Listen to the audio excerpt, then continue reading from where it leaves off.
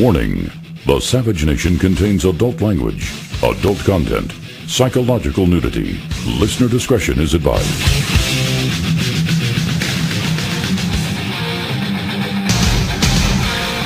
And now, America's most exciting radio talk show, The Savage Nation, home of unprotected talk, borders, language, culture. And here he is, Michael Savage. I outlined this fall at the United Nations. We have a comprehensive strategy using all elements of our power: military, intelligence, economic, development, and the strength of our communities. We have always understood that this would be a long-term campaign. There will be setbacks and there will be successes. The terrible events in Paris were obviously a terrible and sickening setback. Send Fredo off to do this, send Fredo off to do that. Let Fredo take care of some Mickey Mouse nightclub somewhere. I can handle things, I'm smart. Not like everybody says. Like dumb, I'm smart, and I want respect. That's, of course, the weak son from The Godfather, Fredo. And I ask a really serious question to you on the Savage Nation. If Fredo from The Godfather were president, could he be any weaker than Obama is right now? The answer is no. Now, let me add a little more evidence to my allegation that Obama is not only weak, but as I said yesterday, I believe that he's a psychopath and deranged, which was picked up by Bill O'Reilly. Thank you, Bill. I appreciate you listening to the show for a little lead here and there. You know, it's important for me to see my friends in action. But I saw a story last night that I did not put on my website, that I put on my Facebook page, and 92,000 people shared the story. It was on Fox News last night for the world to see, but you had to read the story to see what really went on. Here's the headline on Fox. U.S. military airstrikes destroy 116 ISIS fuel trucks, sharing target info with France. And you say, yay! Fredo is going for it. 6 paragraphs down, here is what you read. The official said previously the ISIS fuel trucks were off limits to U.S. military strike aircraft. Interesting. When asked if the Paris attacks would bring about a change in the U.S. military's rules of engagement, the U.S. official said that the truck drivers were warned first before the bombs fell. We dropped leaflets, he said, warning the ISIS drivers to scatter. Next, we strafed the area with 30-millimeter cannons before dropping bombs on the fuel trucks. My headline is simple. Obama's military gave ISIS advance notice of bombing to let them scatter and come back to fight another day. Welcome to the Savage Nation. I can ask you a loaded question, but the question has the answer in it. Why would President Hussein Fredo Obama first warn ISIS drivers to get out of the trucks and run away before bombing the fuel trucks? Why would he do that? Does he want to bring them in as refugees? Was the CIA waiting for them with open arms, with the Red Cross to bring them to Maine? What is going on in our country? You know what's going on. You got to be a damn fool not to understand what's going on. You know, there was an allegory written hundreds of years ago, the king has no clothes. And only one person dared say the king has no clothes. Well, I said the king has no clothes for years now. I say it with gusto in Government Zero. The king has no clothes. What has to happen for you to realize that not only does the king have no clothes, but he may be wearing the garments of the enemy? He is allowing the murderous thugs to get away with murder, and now he's bringing in more refugees, amongst whom there will guarantee by the law of odds. Even you liberals can understand that simply by the law of odds, amongst the thousands of Muslim men that Obama is engaging with such care and such compassion, while, of course, rejecting Christians from Syria, only Muslims need apply.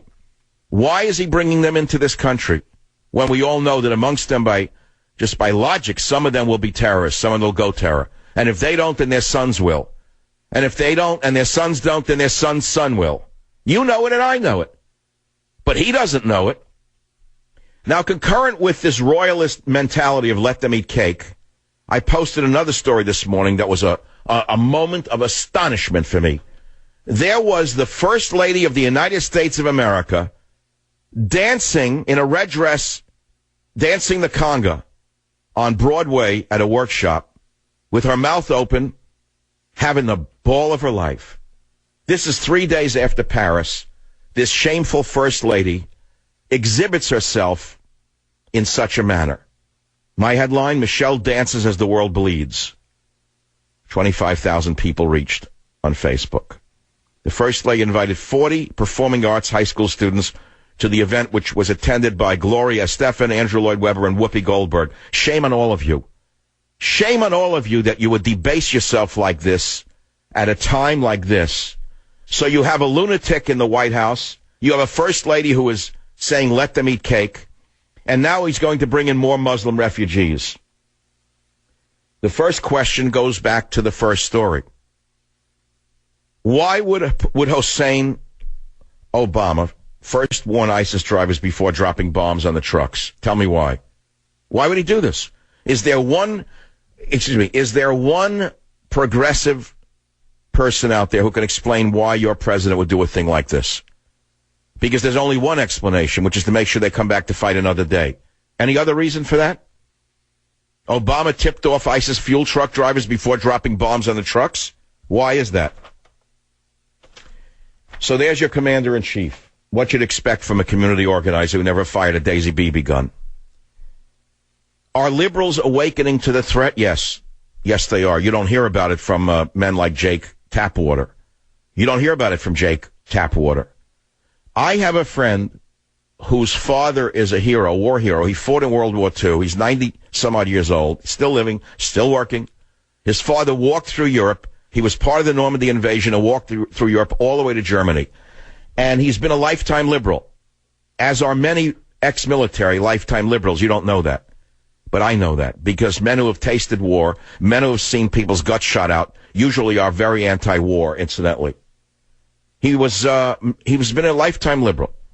And yet even he, this lifetime liberal, who I admire enormously, has said no, he shouldn't let any refugees in from Syria.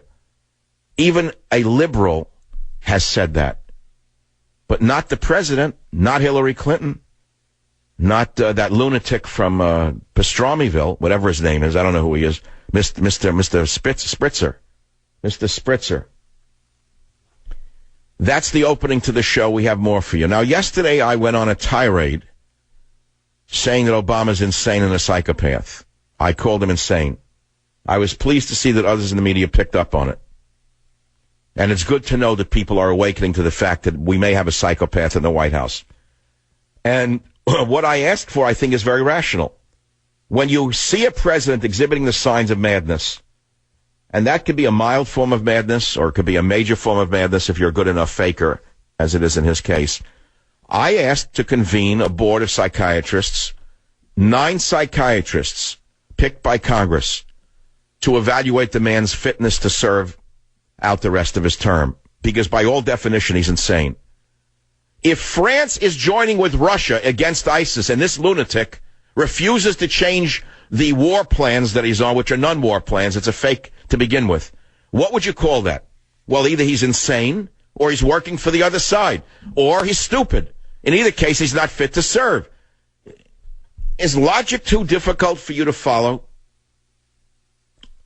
Now, I want to play for you this thing from yesterday, because I know you heard it repeated in the media. That was during the show when I talked about the dance of death in the West, because that's what we're going through, a dance of death in the West.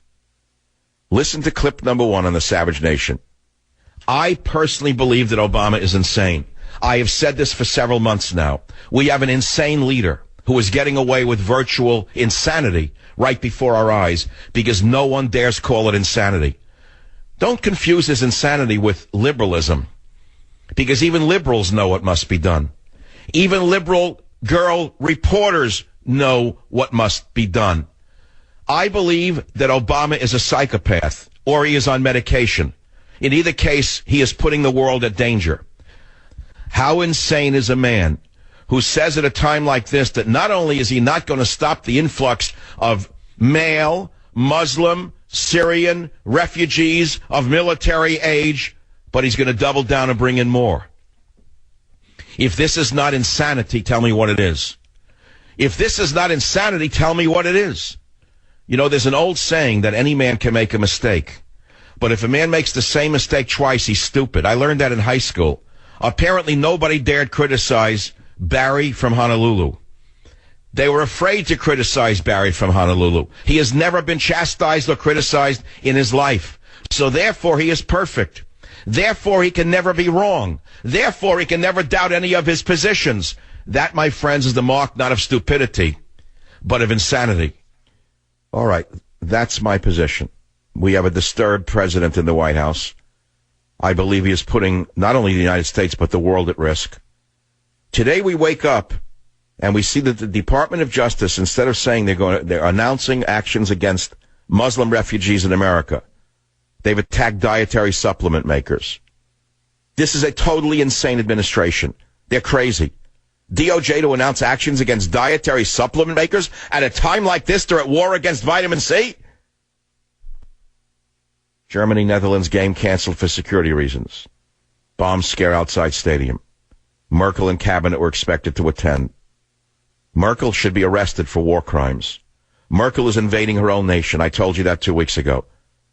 You know, it's possible that I have a prophetic streak in me, isn't it? I think it was 2 weeks ago that I said that Merkel and Obama are invading their own nations. I used an example of Hitler to get your attention. Hitler was a monster who unleashed his Germanic Nazi view upon the world, and he invaded other nations. Merkel and Obama are equally insane. They're invading their own nations with foreigners who will never, ever assimilate into the nation, who do not respect their traditions, their culture, their religions. So what would you say? They're nuts. They're psychopaths. And yet we sit here and keep our mouths shut and say, well, we'll wait for the election. What do you wait for the election? What election? How can you wait a whole year for this lunatic? No, we need to convene an immediate medical board to determine his sanity. That's what I think. I'm not wrong. I know I'm right, but it'll never happen. You know that we have cowards on the other side. Now that Boehner is gone, the whipping boy of the conservative media, who's there now? Ryan? What has Ryan said recently? Nothing. Another one, a repeat. A chip off the old block. That's all. So here we are on the Savage Nation, another soccer game canceled. That's a real blow to humanity. Imagine the soccer thugs, what they're going to do now. They'll have to take the war paint off their faces and go beat somebody up in a pub. That's Europe today. 6 soccer thugs. Well, I know what they should be doing, but hey, I'm only one man with one opinion in a world of 5 billion people. I don't know how many people are in the world now. I think while I spoke, the number of people went up. Except amongst white people in America, it went down. I'll be right back.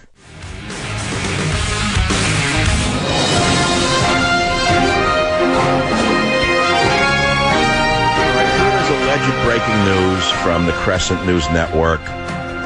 Paris attacks cell phone found.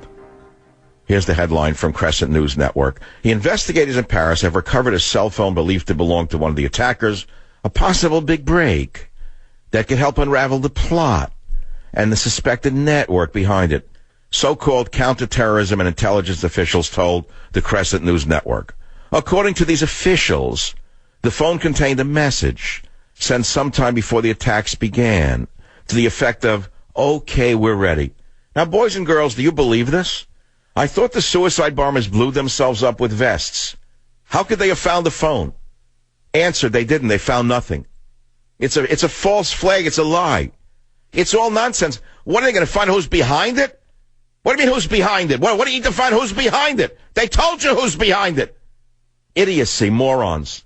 Morons. Who else would take those jobs? I gave you 2 news stories already. Obama tipped off the ISIS fuel truck drivers before bombing the fuel trucks. What more do you need to know than that? And number 2, that Michelle spent last night dancing the night away on a conga line in Manhattan. What else do you need to know? What do you need to know that you don't already know? All right, let's take a call on the Savage Nation. T on WABC, fire away. What's your opinion on what? In early 1945, Adolf Hitler knew the war was lost, but because of his ego and his ideology, he let thousands of German soldiers and civilians get killed for a lost war. What is the difference between that and today, when evidence has been presented that one of the suicide bombers or attackers was a so-called refugee, and the President of the United States still allows and wants these migrants to come into the country to...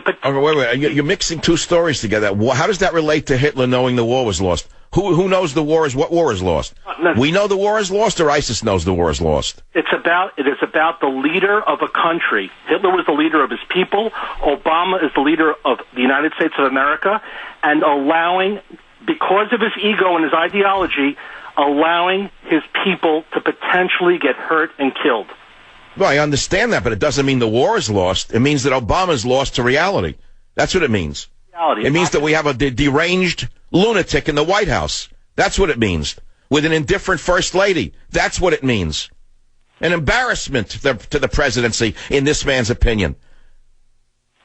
But where is the Republican Party saying this? Where is the Republican candidate saying the president's nuts? Where? Have you read Government Zero? No Strategy Against ISIS. Have you seen that chapter? I have not, sir. You're getting a copy. Stay on the line. 855-407-282. I have some news for you, a little personal news. This is something surely going to get my competitors very angry. I'm sorry to tell you this, but Government Zero has now gone into a fifth printing in 2 weeks. They have printed 181,000 copies. I'm very sorry to report that to all of my progressive friends at Fox News in particular, that you do not control the media. You do not control the conservative media. You do not at all scare me. You're just another outlet, as am I. Back with more news on the Savage Nation. Join the Savage Nation. Call now, 855-400-SAVAGE, 855-400-7282. Savage. Send Fredo off to do this, send Fredo off to do that. Let Fredo take care of some Mickey Mouse nightclub somewhere. I can handle things, I'm smart. Not like everybody says. Like dumb, I'm smart, and I want the stakes. Obama's 2015 golf and family vacations cost taxpayers $3.115.688 on airfare alone. Daily Caller. President Obama, Frito, racked up quite a few frequent flyer miles in 2015. A Tuesday report from Judicial Watch claims that President Frito took 3 unnecessary golf and family vacations this past year, and American taxpayers footed the bill. According to the new information, the travels to just Palm Springs in June, New York City in July. Well, New York's nice in July. And Martha's Vineyard in August cost a cool $3.115.688.70. That's all. Bush opposed to blocking asylum for Syrian refugees. Now, what more do you need to know about Jeb Bush? Jeb Bush just said he does not support blocking Syrian refugees from seeking asylum in the U.S. Now, I want to ask progressives to call the show, not to have an argument. It's a waste of time. It's bad radio to just argue for argument's sake. Can anyone listening to this show tell me they're in favor of bringing in Syrian refugees and why? I'd like to hear one good argument. I don't know of one good argument. I don't understand one good argument for this in light of what happened in Paris. Now, of course, I was opposed to it before Paris for logical reasons, but now after Paris, even progressives could have come to understand that they're suicidal for wanting to bring in men of military age who are Muslims from Syria. Why would he be doing this? We don't have one caller on that. Okay. That's fair enough. KSFO, Ted, you're on the program. What's on your mind? Yeah, hi, Michael. My thought, the other day when I was looking at the situation in Paris, you had all the military and the police downtown. They're all with their guns. I think, if you allow the Syrian refugees to come in, you don't know who they are. They could easily create a situation of panic, and that panic would mean that you might need to nationalize the police force, and then also give Obama another reason potentially to confiscate the weapons. So you're saying in a convoluted way that you think that Obama is so devious that he's hoping to provoke a nationalist reaction from a militia group against the Syrian refugees in order to declare martial law? Is that more or less what you're fearing? There's no, he could have a. Well, there's no reason to no reason not to fear it from the most devious anti-American president in history. No, anything's possible with this guy. Why would he have tipped off the drivers of ISIS fuel trucks before having the American planes bomb them?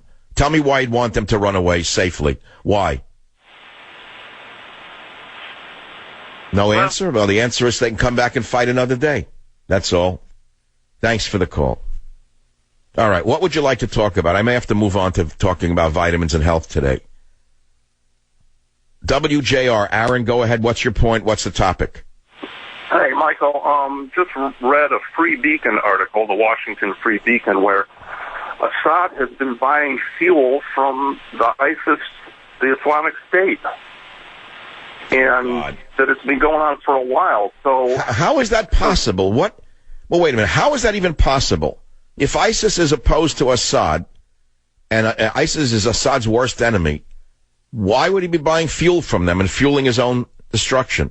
Well, there's a link to a New York Times article that mentions the same thing a year ago, which is even... Okay, so let's analyze this for a minute. If it's true, what, no one else will sell him fuel? Is that the problem?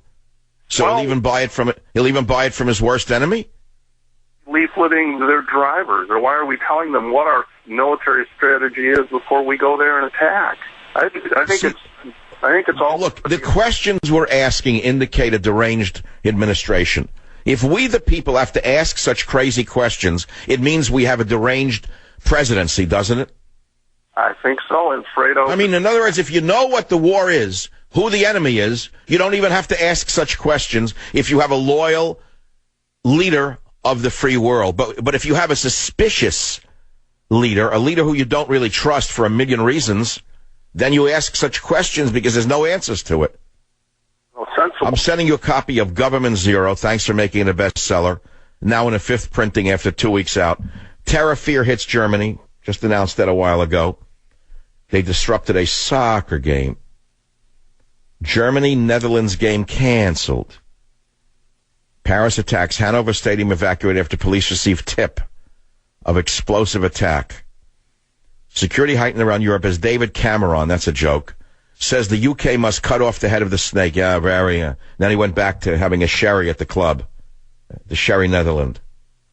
I will personally push for Syria airstrikes.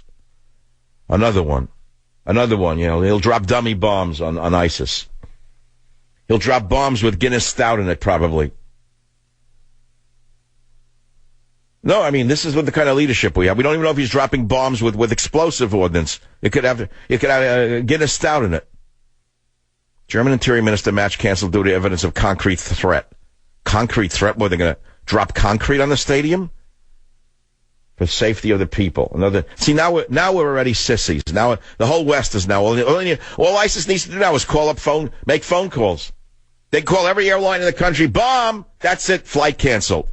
Every concert, bomb, canceled. Every dance, bomb, canceled. They broke us already because we haven't broken them. You know the answer.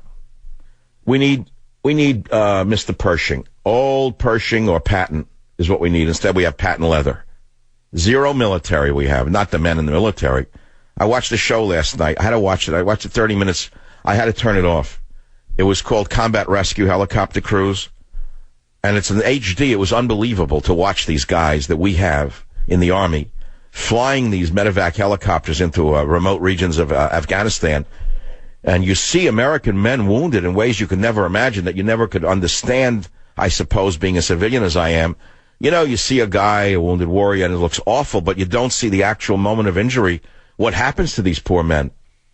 Their bodies are so wrecked from the shrapnel or the bomb. And then you got our men. They're repeats of... Our men are exactly made of the same fiber as the men who fought in Vietnam, the men who fought in Korea, the men who fought in World War II, the men who fought in World War I, the men who fought in the Revolutionary War. They're still here. Only they're debased by Harvey Weinstein. They are debased and run down by the vermin on the progressive left. But the men are still there. They're mainly, you cannot believe the courage of these guys. And they get them on the helicopter, legs are shot off, faces are blown up, and they have to treat them in the helicopter, triage them in the helicopter before they get them to a field hospital, a NATO field hospital. And you see it, in real life time. It's unbelievable. You got a chase helicopter, you got a rescue helicopter, the LZ. It's like Vietnam all over again. You say, well, it's not really happening. We still have the men doing the job, by the way. And inside the flying helicopter, I'm sorry to say, it doesn't look like Harvard. It doesn't look like a university to me. It's very interesting to me that the front lines of combat look very different than the universities do. In so many different ways. Very, very different. Joe on KSFO, what's on your mind, Joe? At the risk of sounding obvious, Michael, I think what's going on here is he was never intended for that office. He was never up to it. He wasn't experienced. He had the wrong temperament. And we're now seeing the chickens come home to roost. He's falling apart mentally. But he's been voted in twice by morons. I agree. I couldn't agree more. Why didn't? But we have a mechanism in place to remove a moron from office if he's putting the nation at risk. There is a mechanism. It's not impeachment. There's a more direct method, which is for medical reasons. The man's a nut. Why can't we have a panel of 9 psychiatrists convened to adjudge the man's sanity and fitness for office? Why not? If a military commander is found to be not fit for service, they remove him, don't they? They just removed another combat general, one of the bravest and best we have, an African-American, on trumped-up charges. Another combat general removed by Stalin in the White House for fear that he might do something. So why can't we remove the commander-in-chief if you can remove a guy like this? I agree completely, but I don't think in the history of the company we've ever encountered this set of circumstances. No, we've never encountered an enemy within like this, never. He's a Benedict Arnold, in my opinion. Yeah, and a sick one. And the man is a sick Benedict Arnold, yes. That is correct. I don't think anybody who's rational cannot even start questioning that with what the man is doing. When you got a guy like the imbecile of Europe, Hollande, acting tough and making Obama look like what he is, it tells you everything you need to know. Well, the people are in. Do you want me to go on with this topic, or do you want me to go on to another topic? That he's bringing in Muslim men of military age at a time like this. Instead of saying, you know what, we have to rethink this, let's slow it down. Now, who was the first to say build a safe area for them in Syria, have it protected by the United Nations, and don't let them leave? Now Trump is saying what I said. He says build a beautiful safe zone for them in Syria. It's right out of my show. Half of what Trump says comes from my show, for God's sakes. Do you know that? I am so glad that Donald Trump thinks so highly of me that he listens to the show, or he may have one staff member whose full-time job is to take notes from my show and my book. I'm glad to see that my ideas are getting out there. Here, look, build a big, beautiful safe zone for them in Syria. I said that first. I said it 3 weeks ago. We don't need to take them in. I said instead of bringing refugees to the U.S., you build a big, beautiful safe zone in Syria. Well, he has it mostly right. And he didn't get the rest of my show, apparently. The aide who wrote it down didn't finish the story. I said build a tremendous safe zone. But apparently Trump didn't hear the rest of what I said. I said have it protected by UN troops. They have nothing else to do anyway. Put UN troops around the safe zone to protect the Syrian refugees. Build a city, a whole little city, tents, houses. Give them hammers and nails, and then they can stay there, and then when the ISIS is destroyed, they go back to their cities. But you don't bring them to America, do you? Unless you want them here. Now, why would you want them here? Matthew on WABC, what's on your mind? Yes, sir. Dr. Savage, thank you for taking the call. I wanted to mention that I think it's a good idea right now, perhaps, that we should try to ally with Russia against ISIS.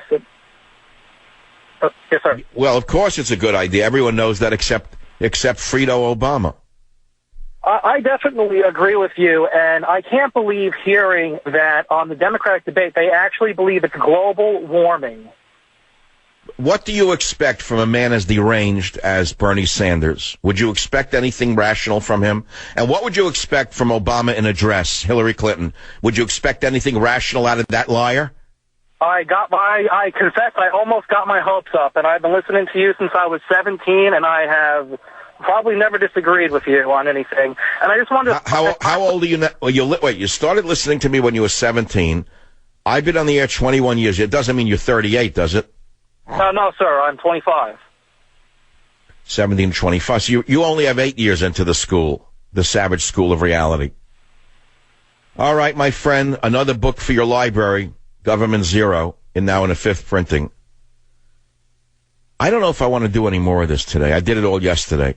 All right, let's play a little more madness. Let's show you who's running the country. I think we have to go back to Bernie Sanders saying that the ISIS terrorists who are raping, murdering, killing are doing it because of global warming. I mean, you have to play this for people to understand how insane progressives are and to show you how stupid the college girls are who seem to idolize this loser. Listen to this loser. I know it's going to take a while. I said pull it like a rabbit out of the hat. If you missed it yesterday, we have to play it for you today. Here is a hero of the college girls, none other than Bernie Seltzer Sanders on the Savage Nation. Climate change is directly related to the growth of terrorism. And if we do not get our act together and listen to what the scientists say, you're going to see countries all over the world. This is what the CIA says.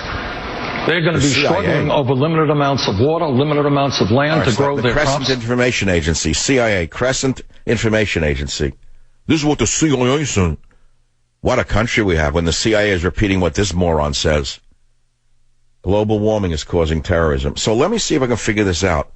Why that would mean that 1,200 years ago, when Muhammad told his followers to go out and convert the world to Islam, he was doing it for what reason? Because of global warming? Let's see, 1,200 years ago. Wasn't that before the Industrial Revolution? I would think even a college girl from Harvard knows that, 1,200 years ago was before the 1850s, sort of, before the Industrial Revolution. So how do we tie that together? Arid deserts, seeking better places. So you mean they were conducting crusades against Europeans to take over Europe because of global warming? Well, that fits. They wanted to take over Paris and London then and steal what wasn't theirs because they were too evil to create cities in their own world. They were living in basic mud cities, and they resented the Christian cities that had evolved in Europe. Was that because of global warming the Christians were able to develop cities? Bernie, you loser, you.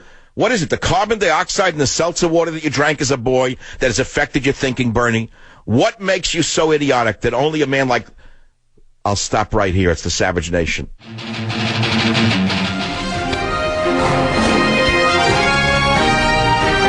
right, here's a story that could only come in the United States of America in a world of total madness. John Kerry gave remarks this morning at the U.S. Embassy in Paris where he said the Charlie Hebdo attack had legitimacy and a rationale behind it, unlike the Paris attacks last Friday. Now, either he's crazy or he also is working for the Crescent. Secretary of State John Mad Dog Kerry's remarks at the U.S. Embassy in Paris Tuesday morning, he suggested Friday's attack was different from the Charlie Hebdo attacks early in the year because the latter had a sort of legitimacy and particularized focus behind them. I'm not writing this for effect. This is not a joke. Here is what the lunatic Ketchup Kerry said. There's something different about what happened from Charlie Hebdo, and I think everybody would feel that, Kerry said. According to the State Department's transcript, there was a sort of particularized focus and even legitimacy in terms of, not a legitimacy, but a rationale that you could attach yourself to somehow and say, okay, they're really angry because of this and that. I rest my case. Impeach them all. Try them for insanity. Join the Savage Nation. Call now. 855-400-SAVAGE. 855-400-7282. Savage.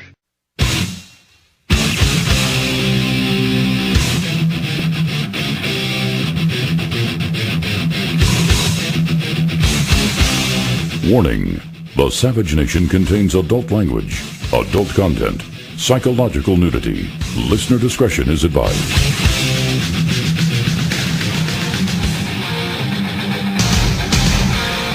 And now, America's most exciting radio talk show, The Savage Nation, home of unprotected talk, borders, language, culture. And here he is, Michael Savage.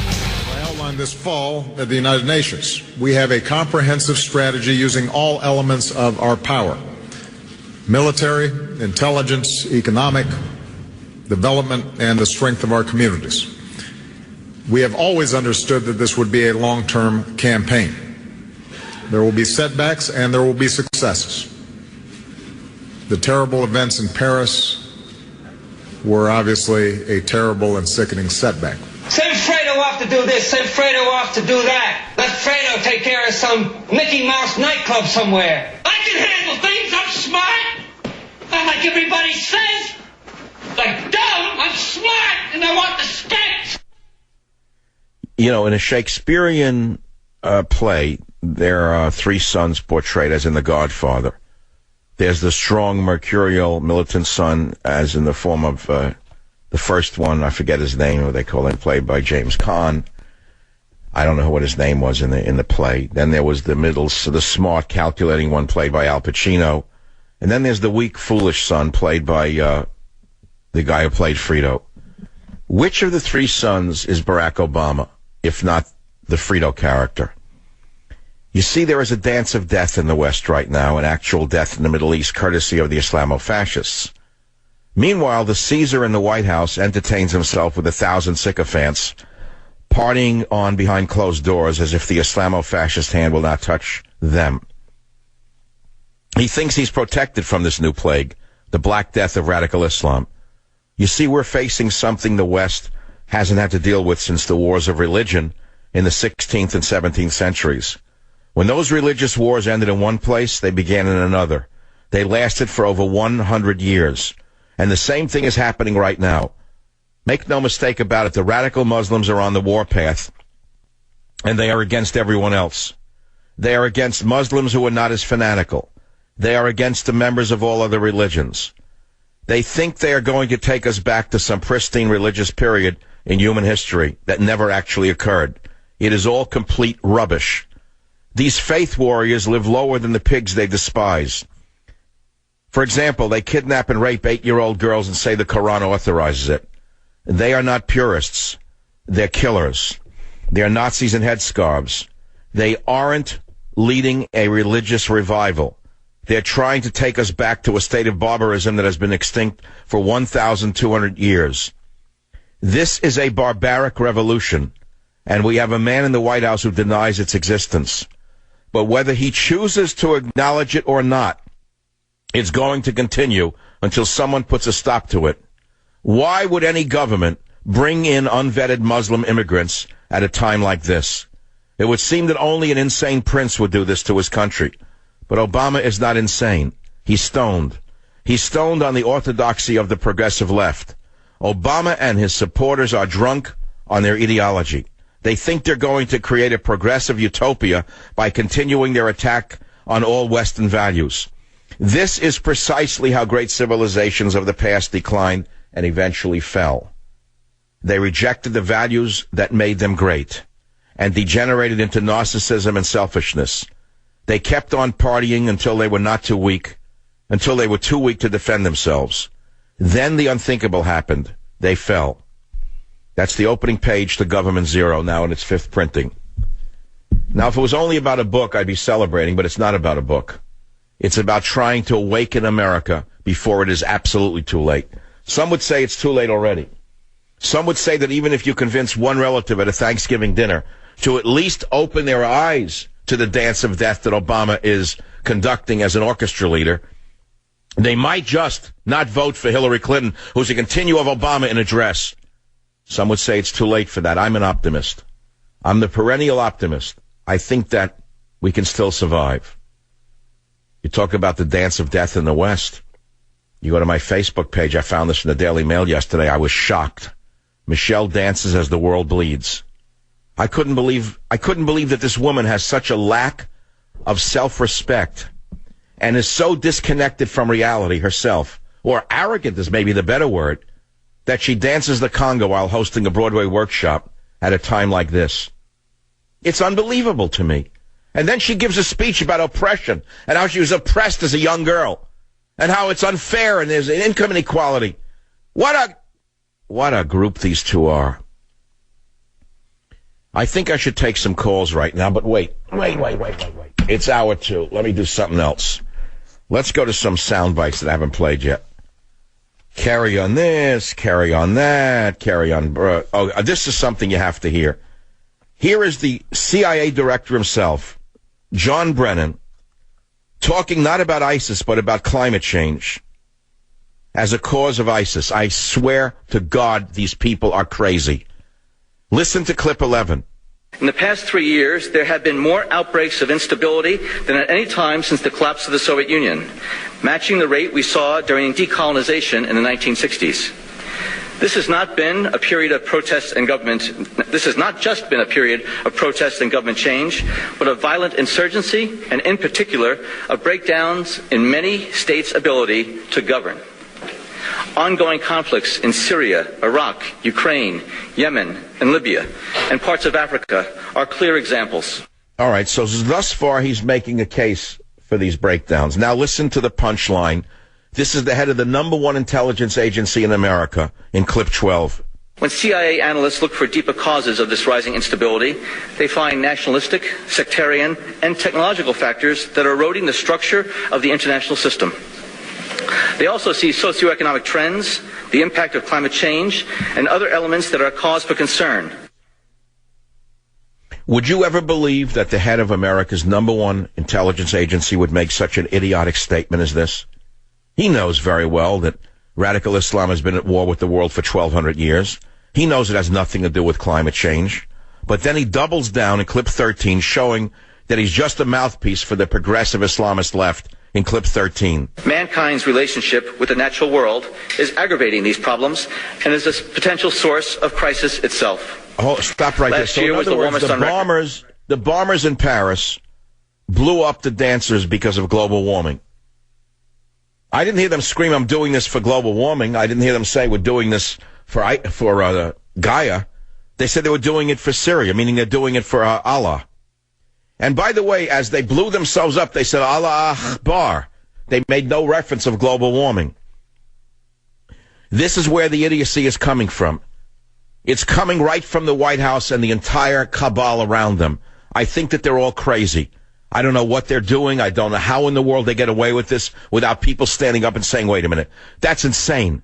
Listen to clip 13, the entire clip, and you tell me what you think of CIA Director John Brennan after this. Mankind's relationship with the natural world is aggravating these problems and is a potential source of crisis itself. Last year was the warmest on record, and this year is on track to be even warmer.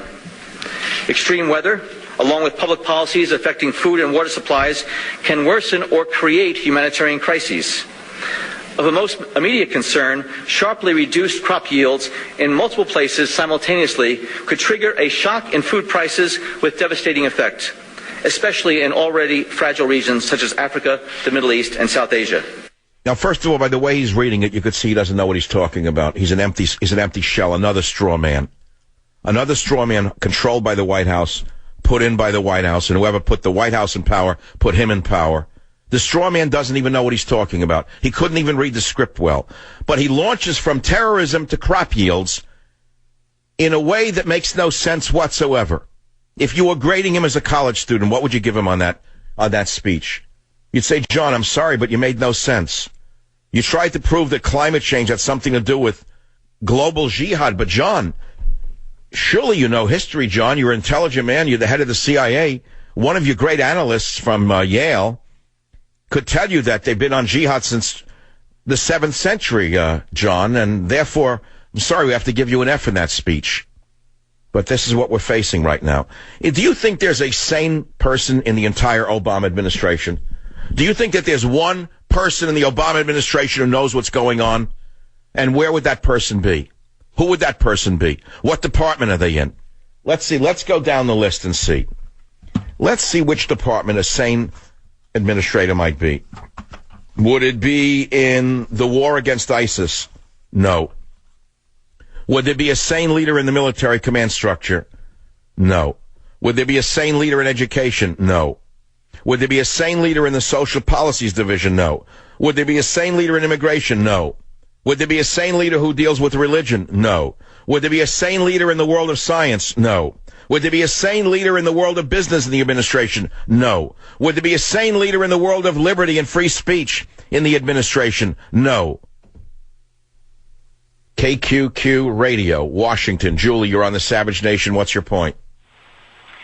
Hey, Michael, I wanted to ask your opinion if you thought it was possible that this seemingly insane policy of bringing refugees, into all the Western nations is possibly a way to vet them, to fingerprint them, to ID them, get their DNA. Because right now they don't have any kind of international presence. I mean, if you and I travel, the international presence knows who we are immediately, but they can pull anybody out of... What a clever idea that would be. Isn't that wonderful? So you mean Obama's so smart that he's bringing in potential jihadis in order to fingerprint them? That makes sense. Now, why would you bring a murderer into your house and fingerprint them instead of keeping him out of your house? Well, I don't... It's just... Well, what do you need his fingerprints for?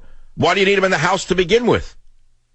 I agree. I don't want him in my neighborhood. I'm just saying you ask if there's any possible logic about why they're... No, there is no logic whatsoever. In fact, Obama is planting them mainly in Republican neighborhoods. Did you know that? This is all because he's a community organizer. He is so crazy that he's doing it only to make sure that there's never a Republican elected again. That's how nuts this man is.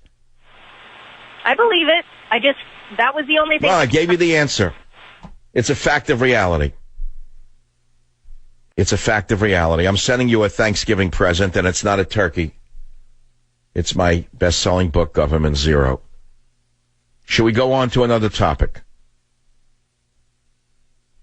Okay, KSFO Ray, welcome to the program. What's your point, please? You asked why we need to take these people, Michael, and the president told us yesterday, this is the American way. We do this because we're Americans. And he also told us that as Americans, particularly white Americans, we have racism in our DNA. So again, we're guilty. Well, no, thank you for enlightening me. I missed that. I guess I missed that part of it.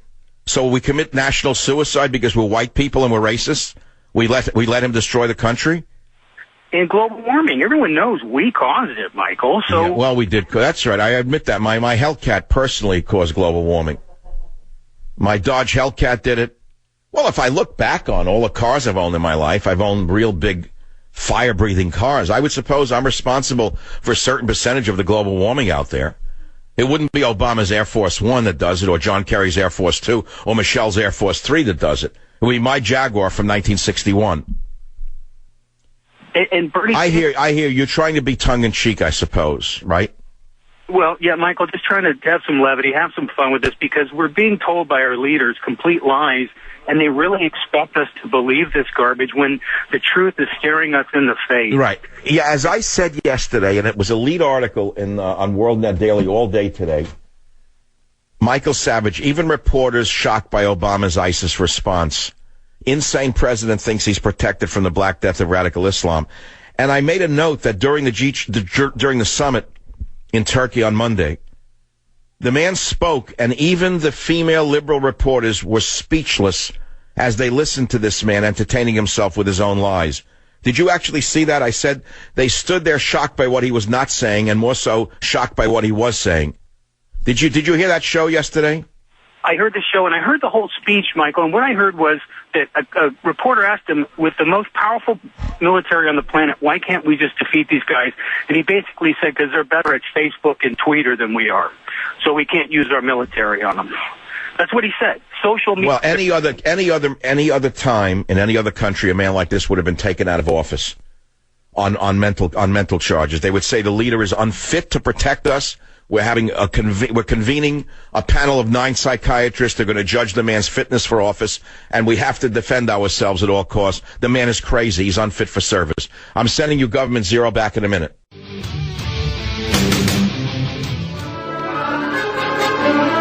Russia and France are pounding ISIS's Syrian stronghold of Raqqa after the deadly terror attacks Friday. And even though the United States has the largest number of airstrikes against ISIS, Obama is in a slap fight while others are punching hard, say military experts. This is on Fox News. He's slapping them while others are punching hard. And I read you the story that I posted on my Facebook page last night in astonishment that he had our Air Force drop leaflets on ISIS truck drivers in 100-some-odd fuel trucks, telling them to run because bombs were coming, and he let them escape to fight another day before he had our men bomb the trucks. Now, if we had done this in World War II, you'd be speaking German or you'd be a lampshade. I personally think he's fighting for the other side, and he's doing as little as he possibly can to avoid the obvious for even the dumbest Kardashian watcher. I would say even the dumbest person on earth can see what he's doing if they ever stopped and took a look at what he's doing and say, well, that's not right. Why would you leaflet the enemy before bombing them? I think that even a follower of Hillary Clinton would say that doesn't make sense unless you want them to get away to fight another day, right? Tipping off ISIS fuel drivers before dropping bombs on them? I have a friend who fought in Iraq, 5 wars, including he was in Iraq. He said, I drove for miles on the Iraqi highway of death. He said, I saw thousands of burned bodies of truck drivers. He said it was an ugly, horrible sight. I'll never forget it. And he has pictures of it, and he showed them to me. It is something horrible to see burned bodies.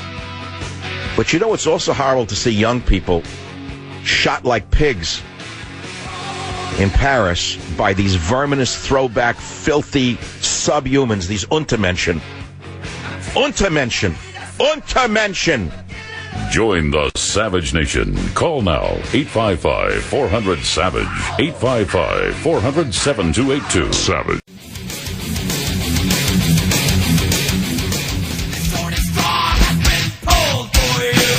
It is the turning point of the Savage Nation. We are at the halfway point of the 3-hour run. Every day a 3-hour run, and at this time we're at the halfway point.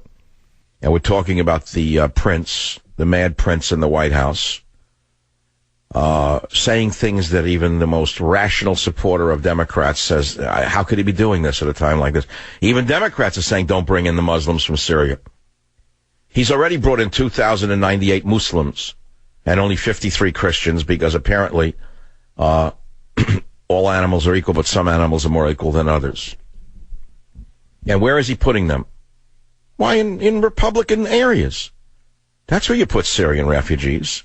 You disturb communities that have been homogeneous for years, where there's low crime and people get along. Well, you put them in those places to make sure that the people don't have harmony.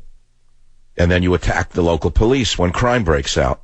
And you say the only solution is making Al Sharpton the chief of American Federal Police. And then you have the equivalent of the Mexican federales running the police. You know how that's worked out for the Mexican people, right? Terror fear hits Germany. Disturbed passenger restrained on Boston-bound flight. Storm the cockpit. They won't say what she looks like. They won't say her name. Let's see. We would guess. Let's have a game. Passenger restrained on British Airways flight to Boston, allegedly tried to open the exit door. An intoxicated female passenger on a British... I can't read the article. So intoxicated means she wasn't Muslim, because they don't drink. Thank God for that one. No, I would say, well, I'm a rational person. Thank God. Intoxicated means it was a plain old British drunk. Tried to open an exit door. Passenger on flight 207. Oh, big deal. Pilot confirms flight is fully under control. Intoxicated. Whoa, they put a drunk on over there. Have you seen the pictures of degenerate London at 5 a.m. with girls laid in the street with their legs splayed open, laying in the street drunk like gutter rats? Have you seen that country? How degenerate it is? Police said initial reports indicate the female passenger is about 30 years old. She is expected to face charges of at least interfering with the flight crew. Expected to be in East Boston District Court. She'll be right at home in Boston. I wonder if the judge is more sober than she is in Boston. That's what I wonder. All right, there's nothing more. There's no grist to that. Move along. There's nothing to see here. I know you heard passenger right away. You ran to the Islam. No, it's a drunk woman, English woman, not Muslim related. Just had too much to drink. See, why don't they just tell us and show us the picture, the walk of shame? Let the people see these things. We need a little comic relief. I mean, what do you think I'm doing? It's hard for me to sleep in times like this. So last night I violated my diet. You know, I eat in order to get rid of stress. I eat and drink. And I ate spaghetti and meatballs in a cheap Italian restaurant. You could say, well, I was punishing myself. No, I just didn't want, I wanted comfort food. There's nothing more comfortable than spaghetti and meatballs and beer. I put on probably 1.5 pounds from one meal. And then I bought Teddy a new raincoat in a pet store nearby. He didn't even need it. I mean, I have one for 10 years. They never wear out a raincoat. How's a dog wear out a raincoat? The boy has nothing in his life. God gave him one coat and one pair of shoes for his entire life. The guy has one coat and one pair of shoes. That's why dogs, if you notice, if you throw them something and you try to get it back from them, they go crazy. If you had nothing and you're given a rag, you'd also go crazy if someone tried to take the rag away. He's nuts about paper. If, God forbid, I drop a sheet of paper on the floor with a note on it, forget about it. You can never get it back from him. He'll rip your hand off.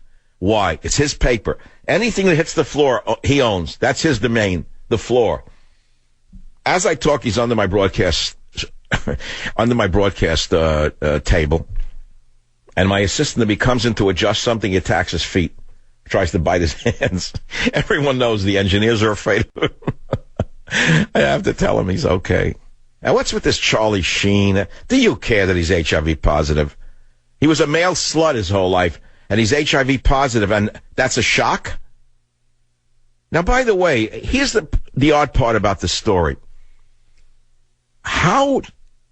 Well, I'm going to pose it in an intelligent manner, of course. Is it drug-related or sex-related?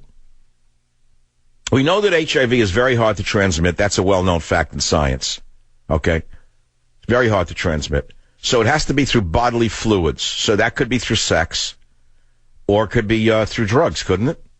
Paid millions to blackmailers to keep quiet. Why do we have to know about this at a time like this? Why do we care about Charlie Sheen, some loudmouth lout from television land? We don't. Yeah, there's the show. Obama says gun control to be top issue of final year. Okay, I was saving it. President the deranged Obama hopes to make gun control a top issue of his final year in office, saying Americans aren't more violent than other people, but they have more deadly weapons to outact their rage. In an interview published today in GQ magazine, Mr. Crazy Obama said that he's going to seek gun control as one of the last things he does before he leaves office. At a time that he's flooding us with military-age males, mainly Muslims, from Syria, from war zones, he wants to disarm you. So does Hillary Clinton. I rest my case. The statement itself completes the whole discussion. Why are they not taking them in Saudi Arabia? Why are they not taking them into Lebanon? Why are they not taking them into Turkey? Why are they not taking them into surrounding Muslim states? Why are they not taking them into Iran? Why are they exporting them by airplane to us? Because he's bringing an army. Obama is literally seeding an army in the United States of America. I'll stop the paragraph right there. This has nothing to do with humanitarianism. He's insane. You know, there was a statement from the former head of the Defense Intelligence Agency, even under Obama. The DIA head, Mike Flynn, ran the DIA for Obama. Listen to what he says in clip 14, if you think I'm alone in my criticism of the Mad Prince. Listen to 14. The president was 100% wrong. If you do not clearly define the enemy that you're going to face, you cannot figure out the best way to defeat that enemy. We are facing radical Islamists, and frankly, this is a war on reality, and the president and his close advisors need to get real. They are obviously not under enough pressure. They are not JVs. They just demonstrated that again, and they will absolutely attack again in places like London, in places like Berlin, in places like New York, in places like Washington, D.C. They're very, very well organized. This is the problem of letting the world go to hell and assuming it won't come back to bite you in the rear end. That's the head of the Defense Intelligence Agency under Barack Obama, who is now out of office. It's a shame that the president's not out of office. But he's given us zero leadership for the world. And that brings us to Obama's leadership on the world stage. In the face of the real oppressors of women, homosexuals, and other minorities, oppressors who are beheading people and burning them alive, he is a complete pushover. Where is his audacity in dealing with ISIS? Where is Obama's audacity in dealing with Iran? Instead of dealing with these real threats, he is provoking a war with Russia that America cannot afford and may very well lose. That's page 31 of the most prophetic book of our time, Government Zero. Now, I want to say something right now. At the risk of your displeasure, I'm quoting my book every day on the show. When I had thought that by now I wouldn't be talking about it, I figured, look, I'd promote it for 2 weeks and you'd buy it and that would be good enough.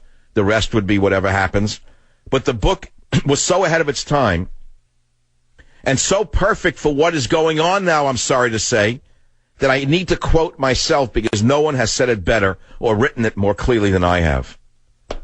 I rest my case. Savage Nation, KSFO, Danny, what do you have to say on the program today? Hi, Doctor. Thank you for your work. There was a lieutenant colonel who used to carry the nuclear football for Clinton, wrote a book, Dereliction of Duty, saying what's really going on. You spoke yesterday of the purging of all these generals, high-ranking military men and such. Why don't we hear a word from them? Can't they say from who? You're saying, why don't we hear from the generals such as the African-American attack helicopter commander who was dismissed overnight by Obama for allegedly having an affair? Why don't we hear from them? They're all blackmailed, that's why. Well, I think there were some white ones, too. We don't hear from any of them. Okay, well, I didn't say only white ones. It's not about black or white. It's about what Obama's doing to the military. He's purging the military, I said. A dozen times. And, well, okay, and nothing. And nothing's purging the military. It's that simple. Purging the military. Okay, WABC. Eddie, you've been holding a long time. What's your point? The largest Trojan horse in history is occurring as we speak. All the people need to do is look at a map. The Syrian Muslims, why are they going to Europe? Egypt, like you said before, Egypt, United Arab Emirates, Libya. Oh, they're going because of global warming. They're going to cold areas because of global warming. That's what the head of the CIA said. I mean, you got to let them emigrate out of warm areas to cool areas. Why are the Muslim Syrians going to Europe and not going to all the Arab areas because they're hot areas. They don't like the heat. Muslims don't like heat. They like cold places. That's why they're going to Europe and America. It's John Brennan of the CIA just told us that. It's because of global warming. I mean, you don't believe Bernie Sanders knows more than you do about these things? The other thing, Michael, is all of these people leaving Syria, they have a lot of money. Where are they getting this money? All of them leaving have large amounts of money. They're being... Well, wait, hold on. I don't know if they have large amounts of money. A guy floating in an ocean doesn't have a lot of money on him, does he? They have money. Look at the reports. Well, irrespective of whether they have resources or not is not the point.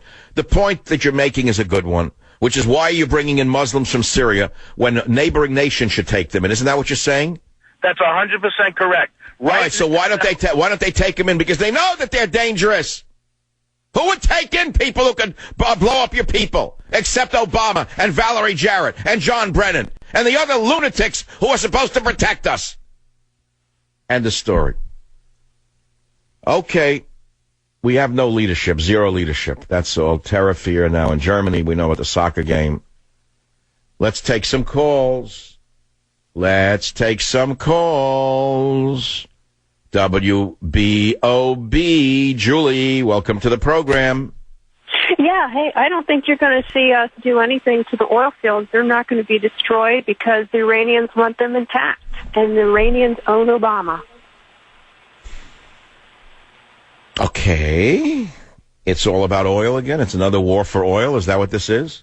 Well, I mean, they've gotten everything loosened up with the sanctions, and then they'll get the oil fields, and they'll be ready to go with that, and they've already... Well, how is it then that Obama doesn't permit the Keystone XL pipeline to be built, which could bring us endless gazillion gallons of crude to be refined in New Orleans? Why does he prohibit that? Because that would benefit us, and that's no good. It doesn't benefit... That's okay. I'm sorry. I wasn't thinking clearly. I wasn't. Okay, government zero for you. Zero business sense. No borders, no language, no culture. Why did I not think of that? The Keystone XL pipeline would benefit America. I'm sorry. So therefore it can't be allowed because it goes against the thinking of the progressives who hate America. Russia and USA must unite, says Hollande. Even he's saying it. Belgian Prime Minister threatens to close some mosques. Ooh. Ask soldiers who fought Muslims in the Middle East if they use mosques as fortresses. I think anyone who's fought in Iraq or Afghanistan will tell you something that you didn't learn at Harvard, which is the mosques are very often used as fortresses to shoot at enemies from. Everyone knows that. Belgian Prime Minister threatens to close certain mosques, especially in the radical Molenbeek neighborhood. What are they doing there in the Molenbeek neighborhood? It's all on the internet, not in the mosques, said Jamal Irzahban, a socialist lawmaker in the Brussels parliament, speaking over glasses of mint tea in a traditional North African cafe. See, they don't want the mosques closed. In agreement with another customer, leant over the table to show the screen on his smartphone, which displayed a YouTube video on how to build a bomb. What do you think is behind that, he asked, stressing that recruitment by extremists had retreated into cyberspace. Others said that the young men who went to fight in Syria and Iraq had almost never attended mosques. Okay. So don't close the mosques. Open more of them. Mr. Irzahban said that underinvestment in education and housing had helped to create the economic and social weakness that... you've heard this before. It's not about religion. It's about the lack of jobs. They need job training. I think that's a very good point. It's global warming and the lack of jobs that's causing them to do this. So they've been doing it since the 7th century as a result of a lack of jobs in Muhammad's time and global warming from camel dung in Muhammad's time. It was all that camel dung you see in the desert that produced methane, and the methane heated up the environment to such an extent that everyone had to run out of the area. That's the reason. This stank so bad that they had to run out of there to Brussels. Extra, hear all about it. An armory was broken into in Massachusetts with military weapons stolen. Immediately, the FBI said that it was not terrorist-related. Now, if they don't know who did it, how do they know it wasn't terrorist-related?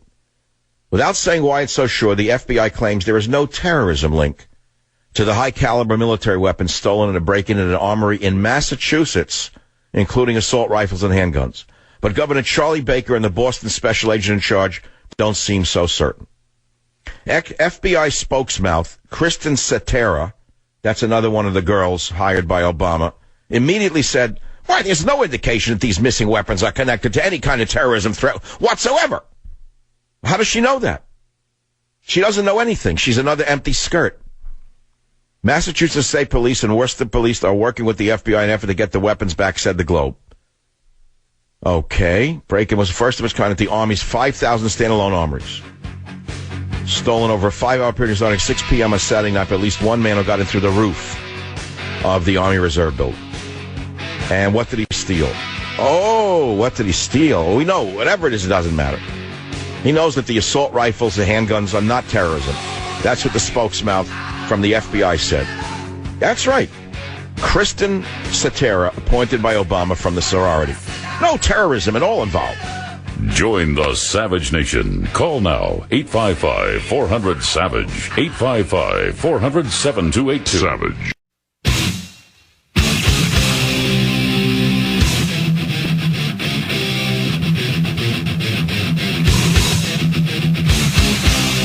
Warning. The Savage Nation contains adult language, adult content, psychological nudity. Listener discretion is advised.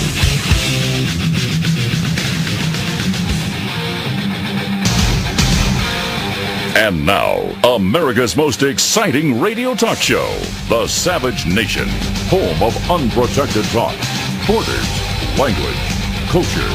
And here he is, Michael Savage. We are, hour 3. Chomping our way into the hours that pass by, waiting for the next terror attack. Sitting here like sissies, waiting to be struck again. Oh, Mr. Islamist, don't hit me again. I'll be good. I'll put flowers and teddy bears where the bloodstains are.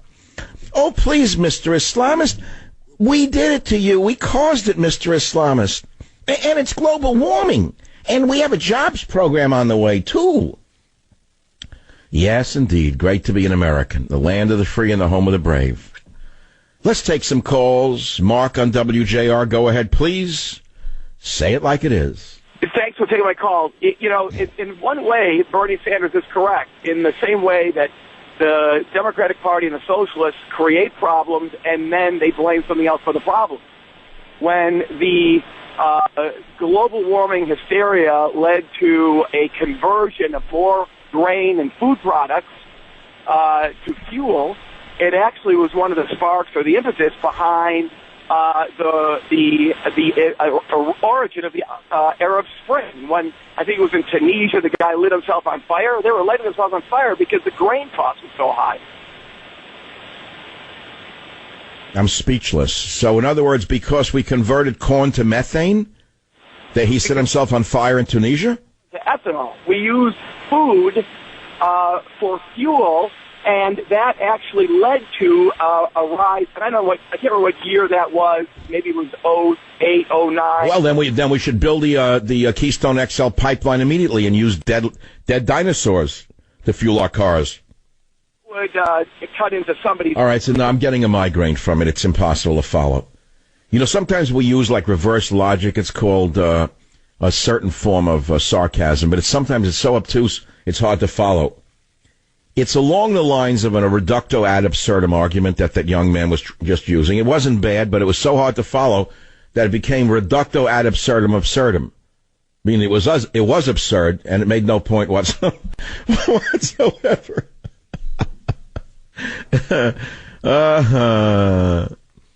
Why do I feel so good?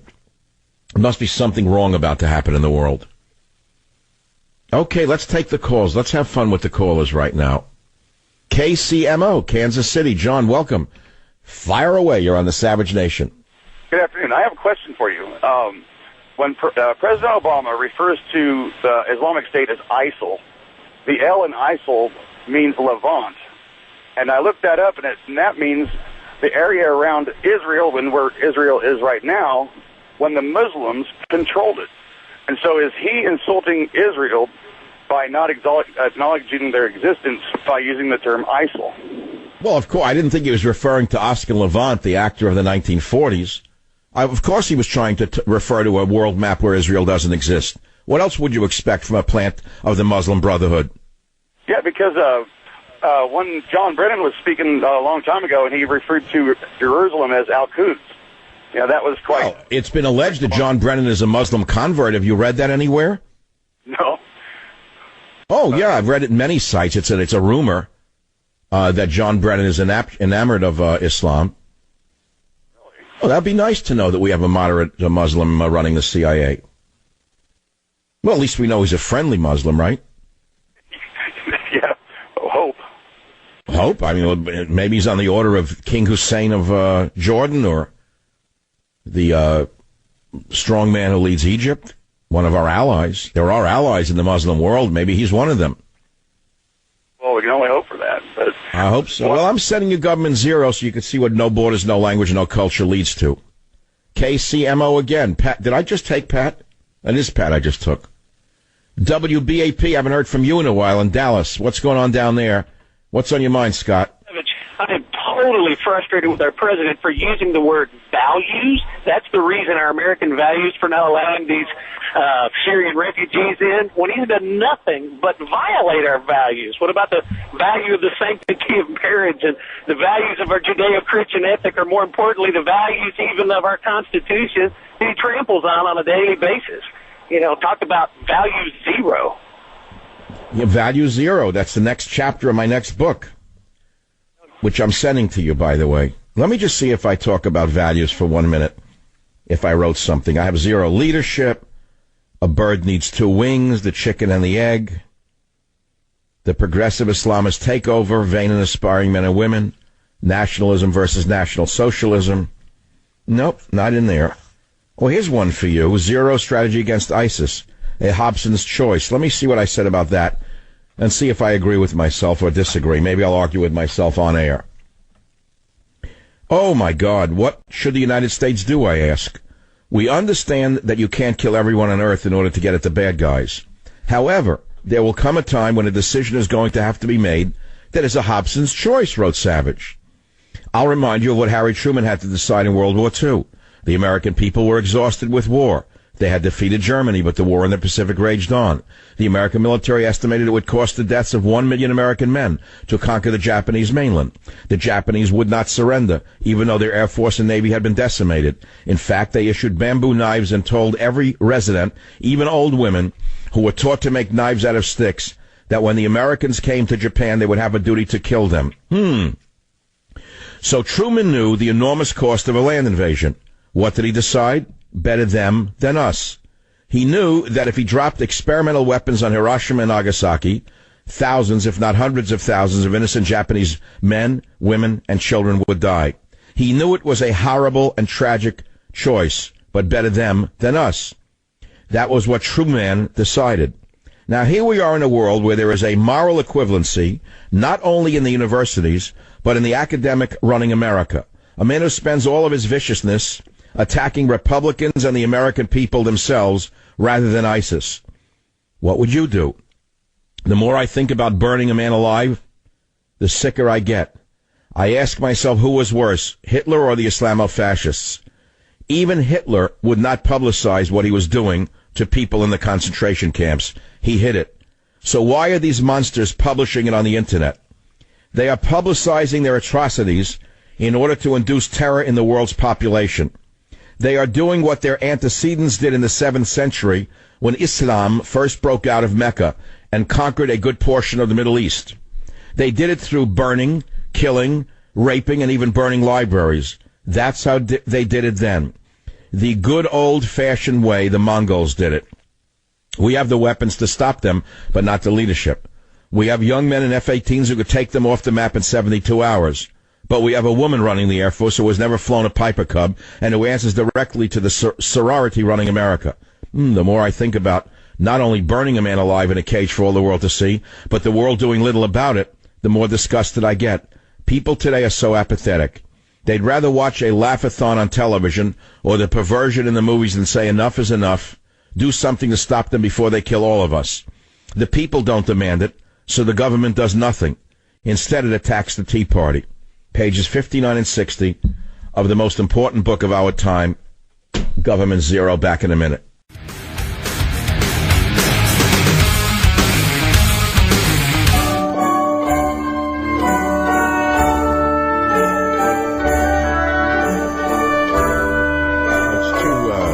It's too elusive for the show today. So Dianne Feinstein comes up from her shopping cart deals. Top Democrat in the Senate Intelligence Committee. That's a good place to be if you want to figure out what business moves to make next. You see, you have all the intelligence in advance. And she's criticizing Obama. Senator Dianne Shopping Cart Feinstein said, I read the intelligence faithfully. ISIL is not contained. ISIL is expanding, she said to the double-mouthed Andrea Mitchell on Monday. Really, Dianne, you can figure that out for yourself in the midst of all your snorting of the business deals? All of the snorting of the business deals. You have time to do intelligence work for national security? I'm shocked. I really am shocked. Now, you have any wonder why ISIL or ISIS or Schmisis or ISIS is able to get away with this? Take a look at who's running our country. Take a look at who's running our Senate Intelligence Committee. Take a look at who's running every intelligence agency in America, and you'll understand how naked we are, and how exposed we are to these animals. And Obama's being criticized by Democrats, if you think I'm alone on this. Influential who? Who is this? Liberal columnist? Oh, what's the difference?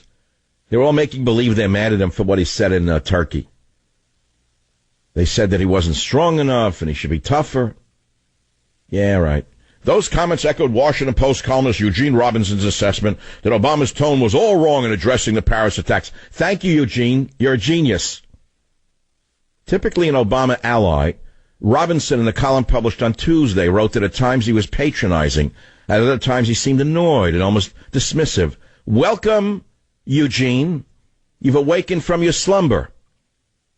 Rip Van Robinson. Rip Van Eugene Robinson of the Washington Post finally awakened to who Obama really is. Yeah, okay.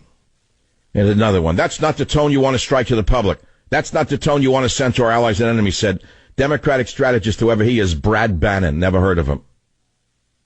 Well, they're awakening slowly from their sleep. One day they'll finally see what's behind the mask. Here's a little news. Let's see if it's good news or bad news. Is this good news? Baltimore rioter sentenced in CVS arson. The man accused of setting fire to a CVS pharmacy in Baltimore during the riots was sentenced to 4 years in prison and ordered to pay $500,000 in restitution. Raymond Carter, 24, who previously pleaded guilty to rioting, also faces 3 years of supervised blah, blah, blah, blah, blah. Blah, blah, blah, blah. Carter was identified by citizens after authorities released photographs from surveillance video and announced a $10,000 reward for info leading to his identity. He was arrested after a foot chase. What's a foot chase? You chase his feet only? And later reached a plea agreement. Now, where's this street thug going to get $500,000 from? I don't know. The whole world's crazy. And now he's bringing in refugees from Syria. KSEV, Texas. Charlie, you're on the Savage Nation. What's on your mind, Charlie? Well, I recently purchased your book. I haven't finished it yet, but I'm either chapter 9 or 10. And one of the quotes I really enjoyed in there was from retired U.S. Admiral James Lyons. Until you recognize Islam as a political movement masquerading as a religion, you are never going to come to grips with it. I think that's a great quote and a true quote. Well, you notice he's a retired admiral. Yes. The current admirals can't even sail a 20-foot sailboat. If they step out of line with Obama, as you well know, they are decommissioned immediately. Sure. A lot of our great warriors have been decommissioned from both the Navy, the Air Force, the Army, the Marine Corps. I am shocked that anyone can still fly a plane or steer a ship under this Potemkin Navy that he's created. Probably can't. Well, they're sailing an entire battle group into the Middle East there and taking an aircraft carrier over there. I wonder who's going to pilot it.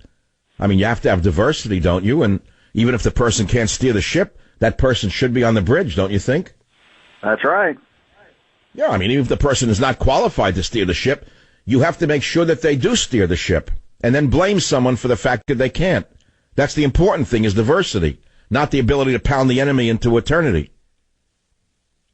Look, Charlie, we know what's going on, and all we can do is bellyache about it because we have no opposition party. Where is the vociferous response to what Obama is doing or has done or has not done from anyone on the Republican side? I mean, you hear an occasional bleat here, an occasional bleat there, but where is the real reaction to this man's nut? The man is a nut. Well, he's probably a whole lot more than that, too. Well, now you're giving me some leading lines here, but you know I'm not going to go back down that one because I've covered it for days now. There's only one conclusion you can reach. Well, three. The reason okay, let's take a news story I opened on the show with. Headline. U.S. military airstrikes destroy 116 ISIS fuel trucks. You say, oh, great. And then you find out that the truck drivers are warned first with leaflets, warning the Muslim drivers to scatter, said an official who had been briefed on the strike. So they warned the ISIS drivers to get out of the trucks before we blew them up? Why would they do that, Charlie? Because they're probably Muslims themselves. But who's they? You mean the commander-in-chief? I hear that every action in the military has to go through the central office in the White House. We have read that over and over again. He's not letting the commanders on the ground make any strike decisions. They all come out of the girls in the White House. Did you know that? That's right. So why are the girls in the White House telling our enemy that the bombs are coming? Why? Duh. So the enemy. Does anyone watch the show Homeland? Could it be that they've been penetrated and they were being run by the enemy itself? The whole world is now asking, why is Obama so impotent with regard to the most terrible enemy since Hitler? And no one could come to the conclusion that's obvious. That's all. What else can you say? At a certain point, there's nothing else to say.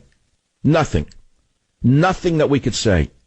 I try to warn you. I told you that Russia was going to have to do something. I predicted it in the book, and it happened. Now we wake up and say, thank God Russia and France are getting together, but not you-know-who. No, not him. 855-400-7282, michaelsavage.com. Lots of callers. Who's really behind ISIS is the question. In many cases, they're using our weapons. When they captured tanks, huge tanks, when they took over parts of Iraq, they were American Abrams tanks. Have we blown up one tank that they took control of? No. Why have we not destroyed one tank that they stole?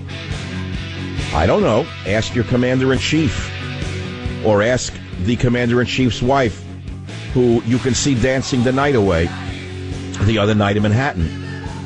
Oh, yeah, Michelle. Doing the samba in Manhattan 2 days after Paris. How classy. Join the Savage Nation. Call now, 855-400-SAVAGE. Savage. All right, here's news from the Crescent News Network. Paris attacks cell phone found.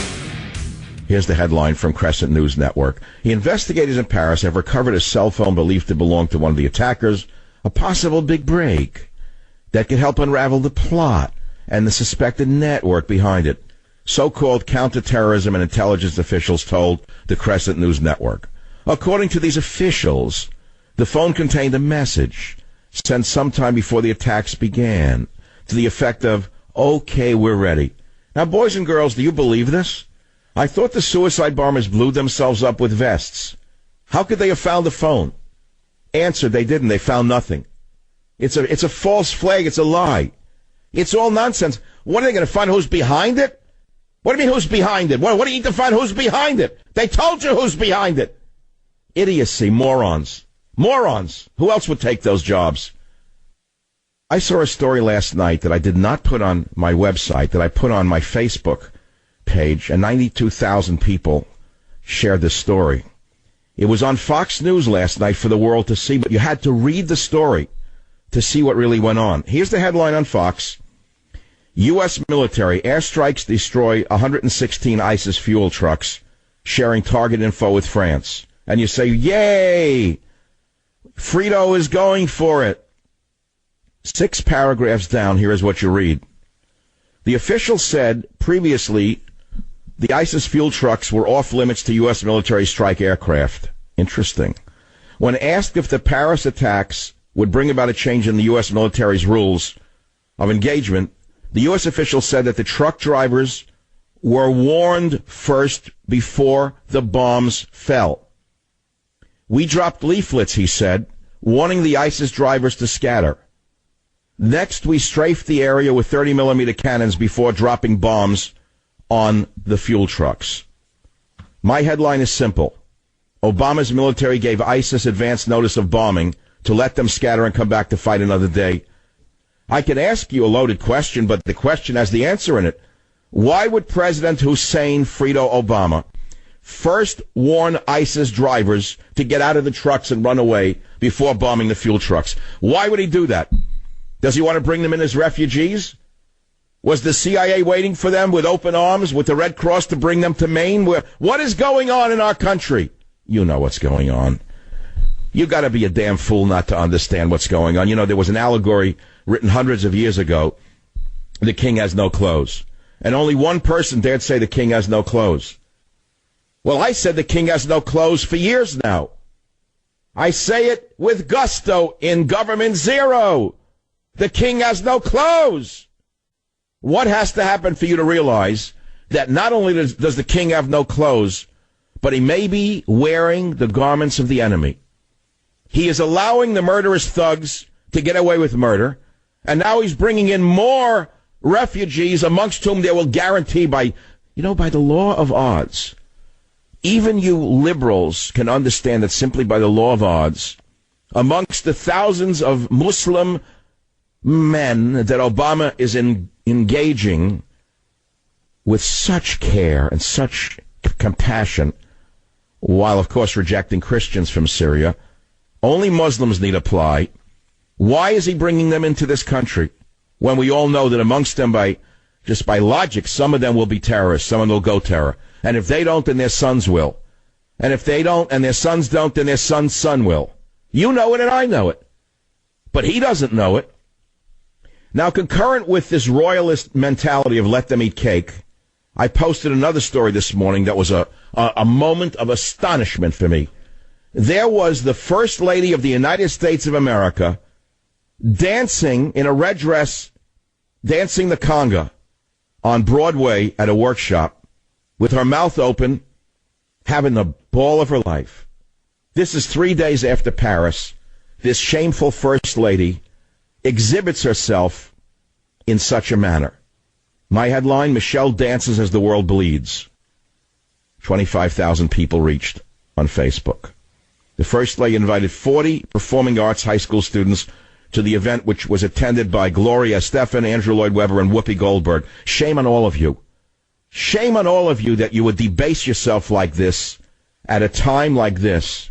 So you have a lunatic in the White House. You have a First Lady who is saying let them eat cake. And now he's going to bring in more Muslim refugees. Why would Hussein Obama first warn ISIS drivers before dropping bombs on the trucks? Tell me why. Why would he do this? Is there one progressive person out there who can explain why your president would do a thing like this? Because there's only one explanation, which is to make sure they come back to fight another day. Any other reason for that? Obama tipped off ISIS fuel truck drivers before dropping bombs on the trucks? Why is that?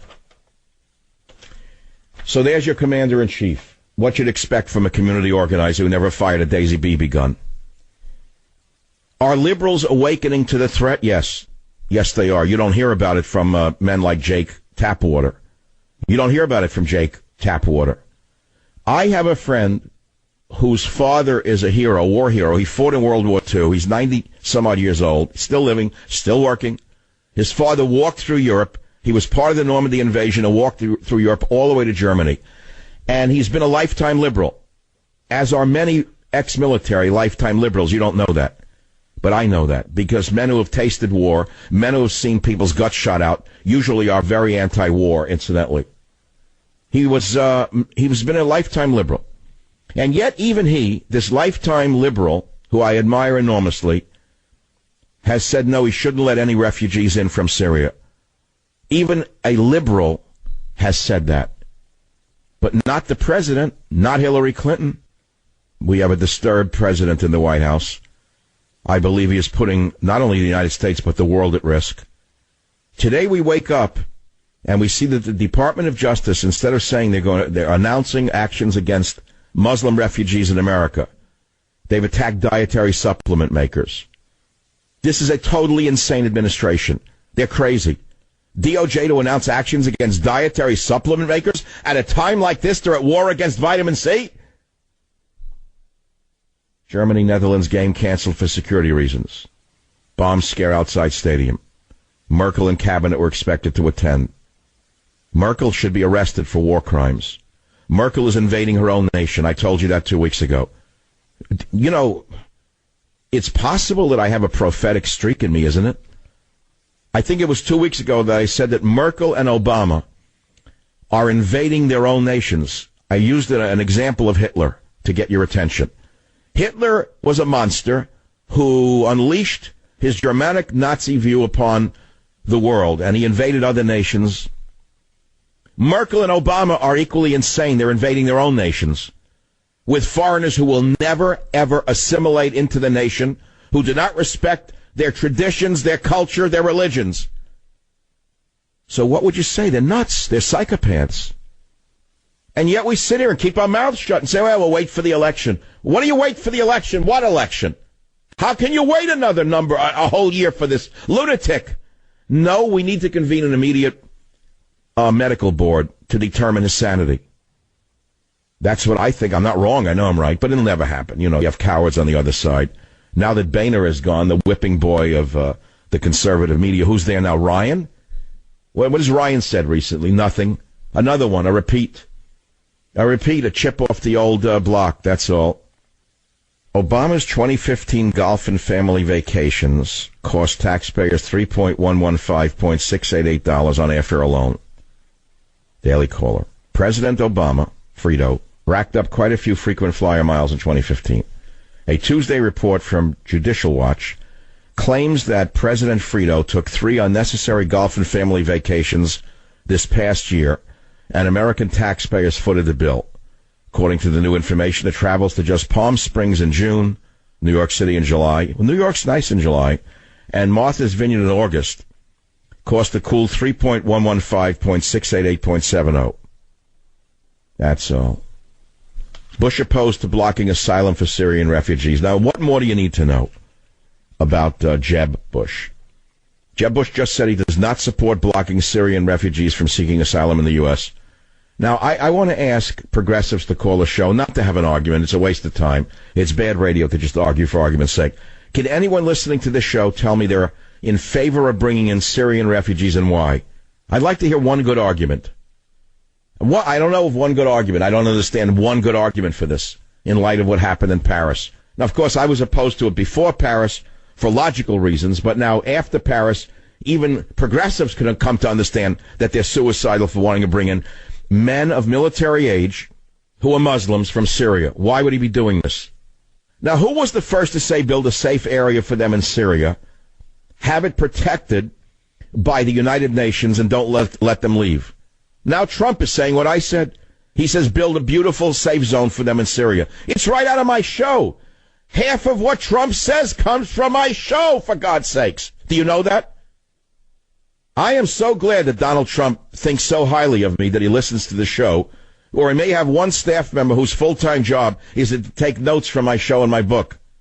I'm glad to see that my ideas are getting out there. Here, look, build a big, beautiful safe zone for them in Syria. I said that first. I said it 3 weeks ago.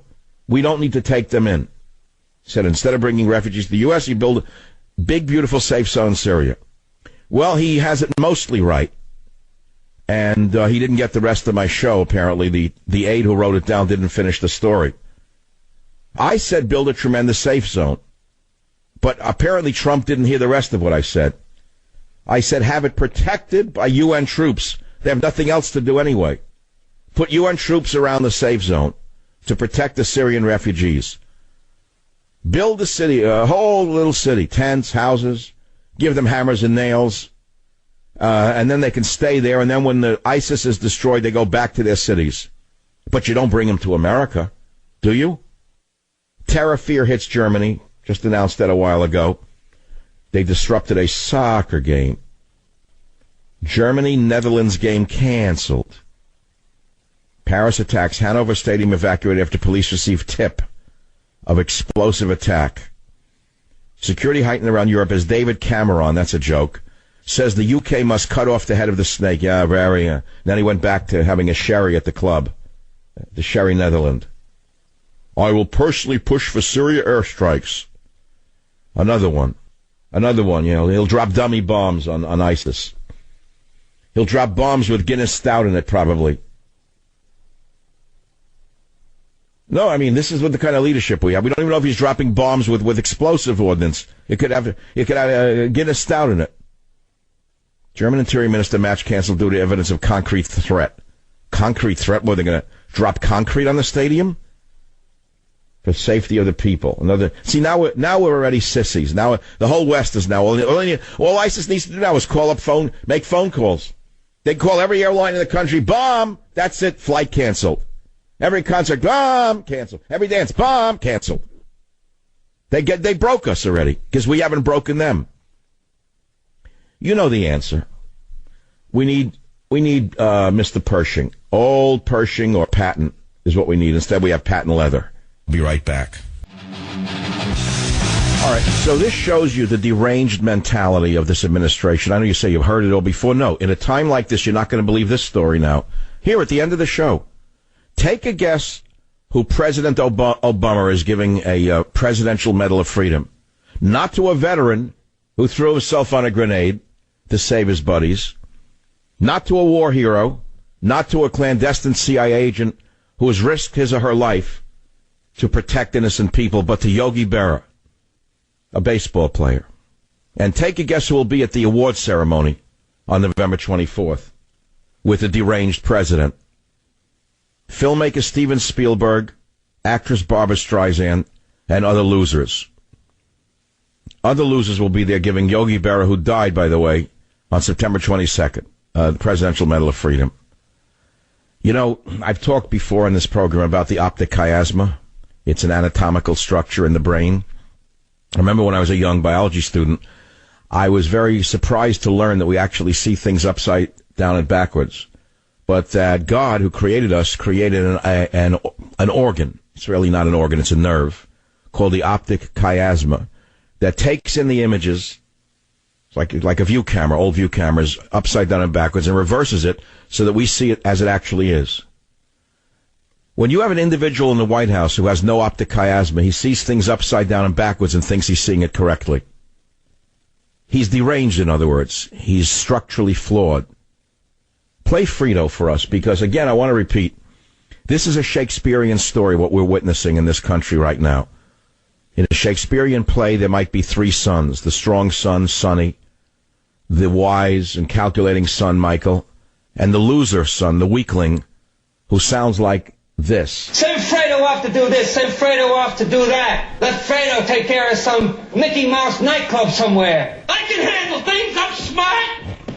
Not like everybody says. Like dumb, I'm smart, and I want the stakes. And Frito in the White House has a much better voice. He really is Frito with a booming voice. He was blessed by God with a booming voice, but in essence, he's Frito. Calls the Paris terror attacks a setback. Listen to Frito in clip 4 and tell me if I'm wrong. As I outlined this fall at the United Nations, we have a comprehensive strategy using all elements of our power: military, intelligence, economic, development, and the strength of our communities. Okay, Frito, right. We have always understood that this would be a long-term campaign. Yeah, right, okay. There will be setbacks and there will be successes. Okay, right. The terrible events in Paris were obviously a terrible and sickening setback. To Frito's agenda. It was a setback to Frito's agenda. Maybe they told him they wouldn't do it till he was out of office. Maybe some rogue groups in ISIS did this. It's a setback to his agenda to bring in as many of them as possible while he's still in has the ability to do it. ISIS, according to Kerry, says that it's not a religious war. It's about psychopathic monsters. Bernie Sanders is owing to global warming. Hillary Clinton, jobs, and global warming. Ladies and gentlemen, you have a clear choice before you: to save yourself or to commit national suicide. Do you want government zero, or do you want a government of the people, by the people, and for the people?